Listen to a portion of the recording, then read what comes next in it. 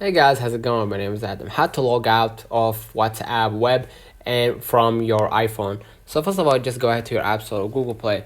And what you're gonna do here, you're gonna click on your avatar icon at the top right, click on apps, and what you're gonna do, just a shortcut, double check if your WhatsApp needs to be updated. If it does, just go ahead and do it, and if it doesn't, just move along to the next step. Now what I'm gonna do, I'm gonna just open up the WhatsApp, and as you can see right here, this is the interface of the app. What I'm gonna do, I'm gonna just go ahead and click on my settings at the below right corner, and basically in your settings, what you're gonna do, you're gonna just go ahead to the linked devices, and you're gonna see all of the devices that you linked from your iPhone, from your iPhone to the PC or laptop or whatever device that you actually use, right?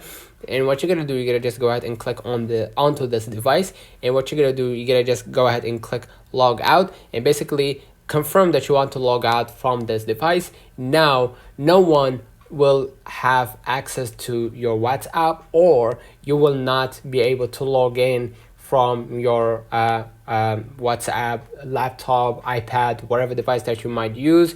And you will need to insert the barcode by going back right here and click right here. This is the barcode, and then or what you're gonna do, you're gonna just go ahead to the link device, and then click link a device, and then the camera will open up so you can link a device once again to log in. Let me know in the comments if this video helped you.